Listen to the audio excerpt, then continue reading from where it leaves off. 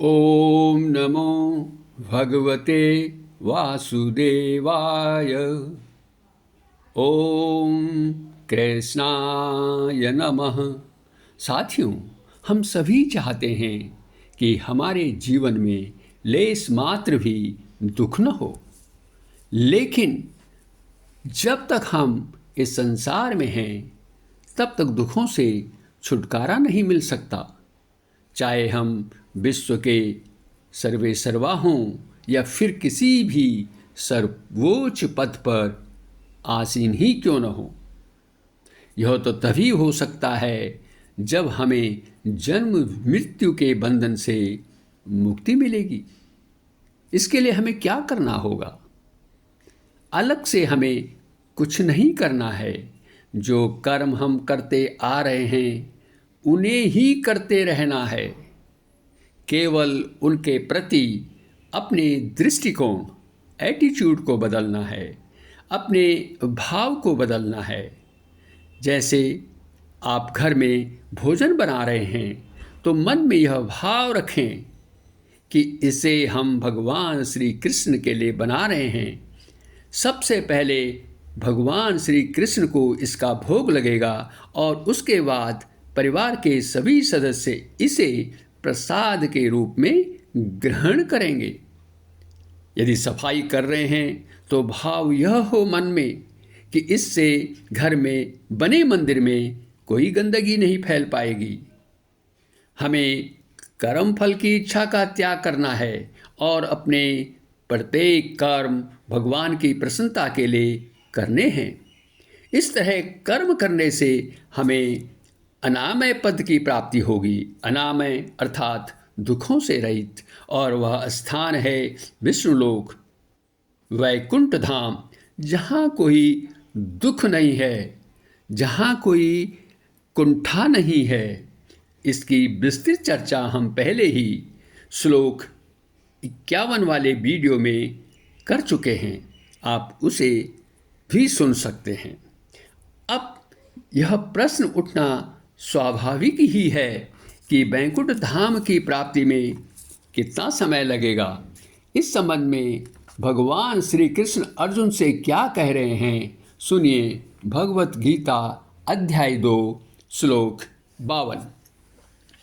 यदा ते मोह कलिलं बुद्धिर्व्यति तरिष्यति तदा गन्तासि निर्वेदं श्रोतस्य च। अर्थात भगवान श्री कृष्ण अर्जुन से कह रहे हैं कि जब तुम्हारी बुद्धि मोह रूपी दलदल को भली भांति पार कर जाएगी, उस समय तुम्हें सुने हुए और सुनने में आने वाले इस लोक और परलोक के सभी भोगों से वैराग्य हो जाएगा, वह विरक्ति हो जाएगी। अब हम इस श्लोक की विस्तृत व्याख्या करेंगे। भगवान श्री कृष्ण ने वैकुंठ धाम की प्राप्ति में कितना समय लगेगा, यह कब हम इसको प्राप्त कर पाएंगे, इसके लिए कोई भी समय सीमा नहीं बताई है। लेकिन उन्होंने यहाँ कहा है कि इसके लिए तुम्हें सबसे पहले मोह रूपी दलदल को पार करना होगा, जिससे कि तुम श्रोतस्य अर्थात जिन भोगों के बारे में सुन चुके हो और श्रोतव्यस्य अर्थात जिन भोगों के बारे में आगे सुनोगे, उन सभी से विरक्त हो सकोगे। अब यह मोह कलिलम क्या है? मोह कलिलम से तात्पर्य है मोह रूपी दलदल, मोह रूपी सघन वन। मोह एक भ्रम है, अज्ञानता का प्रतीक है। मनुष्य प्रत्येक कर्म का कर्ता अपने को समझता है, लेकिन वो यह नहीं समझता कि ये कर्म करने की शक्ति उसे किसने दी है। हमारी आँखें हैं, कान आदि हैं, इन्हें देखने व सुनने की शक्ति किसने दी है? यदि ईश्वर शक्ति न देते तो क्या हम देख या सुन सकते थे? मनुष्य को तो केवल अहंकार है। किसका? मैंपन का, कि मैं सबसे अधिक शक्तिशाली हूँ, सबसे अधिक धनवान हूँ, आदि आदि। इस अहिंसा युक्त मोह से हमें छुटकारा पाना है। इसी तरह ममता युक्त मोह भी होता है, जिसमें मेरापन का भाव होता है। मनुष्य कहता है मेरा पुत्र, मेरी पत्नी, मेरा मकान आदि, इससे भी हमें छुटकारा पाना है। मोह कामना युक्त भी होता है, जैसे युद्ध करने से मैं पाप का भागी बनूंगा, नरक को प्राप्त करूंगा, आदि आदि। इस प्रकार मनुष्य इस मोह रूपी दलदल में फंसा रहता है। वह अज्ञान रूपी इस दलदल से बाहर नहीं निकल पाता। जब मनुष्य इस दलदल में फंस जाता है तो उसे यह समझ में भी नहीं आता है कि क्या करना चाहिए और क्या नहीं करना चाहिए। अर्जुन को भी इसी तरह का मोह हो गया था। उसे अपने कर्तव्य से विमुख हो रहा था, वह युद्ध नहीं करना चाहता था, और क्योंकि उसका मोह अपने परिजनों के प्रति था कि यदि वह युद्ध करेगा तो उसके परिजन मारे जाएंगे और उसे इसका पाप लगेगा, उसे नरक की प्राप्ति होगी। अब अगला प्रश्न यह आता है कि मनुष्य को मोह क्यों होता है।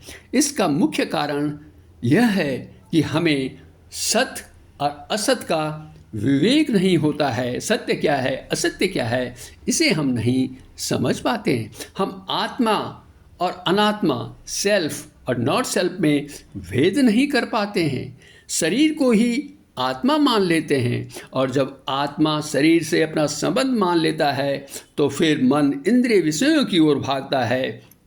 संसार से उसकी आसक्ति बढ़ जाती है। संसार में आसक्ति रहेगी तो मुक्ति कैसे होगी। इसके लिए मनुष्य को भगवत प्राण होकर, अर्थात पूरी तरह से ईश्वर में तल्लीन होकर निष्काम भाव से अपने कर्म करते रहना है। इससे क्या होगा, इससे हमारा चित्त, मन शुद्ध होगा। चित्त शुद्ध होने पर हम भगवान श्री कृष्ण के साथ अपने वास्तविक संबंध को समझ सकेंगे और सकाम कर्मों के अनुष्ठानों से भी हम विमुख हो जाएंगे। साथियों, अंत में इस श्लोक से हमें क्या सीख मिलती है। भगवान हमें आत्म साक्षात्कार की पहली शर्त बता रहे हैं, और वह शर्त यह है कि हमें भौतिक पदार्थों के प्रति आसक्त नहीं रहना है। भगवत प्राप्ति के लिए हमारे जो कर्म हैं वो निष्काम भाव से होने चाहिए। इन्हीं शब्दों के साथ इस वीडियो को देखने के लिए आपका बहुत बहुत धन्यवाद। अगले वीडियो में हम फिर मिलेंगे और जानेंगे कि भगवान श्री कृष्ण आत्म साक्षात्कार के लिए दूसरी शर्त क्या बता रहे हैं।